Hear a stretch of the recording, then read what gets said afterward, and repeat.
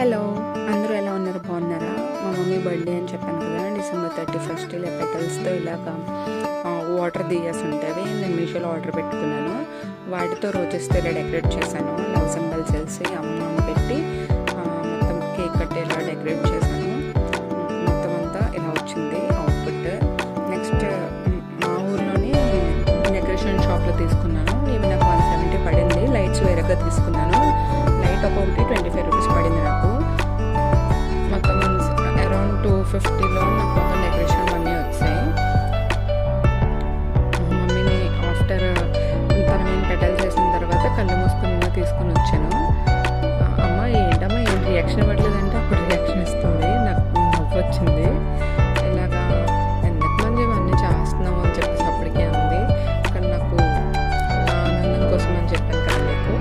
అలాగని ఇది చాలాసేపు సతాయించింది, రాలేదు. మొత్తానికి వచ్చింది. హ్యాపీయా అని చెప్పేసి అడిగింది ఇక్కడ. అలా కేక్ కట్ చేయించాను మా మమ్మీకి 31st నైట్. హ్యాపీగా అయ్యింది. మంచిగా కేక్ కట్ చేయించి పాపం ఇక్కడ స్నో మొహానికి వెళ్ళిపోయింది.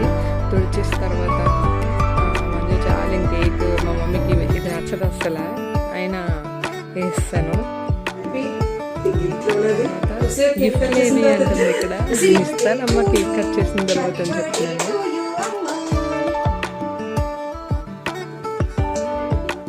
ఎవరికన్నా సరే పెద్దవాళ్ళకన్నా చిన్నవాళ్ళకన్నా గిఫ్ట్లు అంటే ఇష్టం కదా. కేక్ కట్ చేసి ఒకరికొకరు నేను రాసిన రాస్తుంది ఇక్కడ. నెక్స్ట్ మా కొలిక్కి ముందే ఉంటారు వాళ్ళు. తను నెక్స్ట్ ఆఫ్టర్ పార్టీ కొంచెం ఉండాలి కదా, నేను కలిపి డ్యాన్స్లు వేస్తాను ఫుల్గా.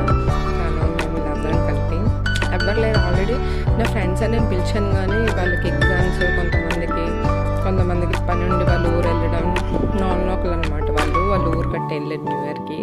సో అందుకని నా ఫ్రెండ్స్ ఎవ్వరు రాలేదు.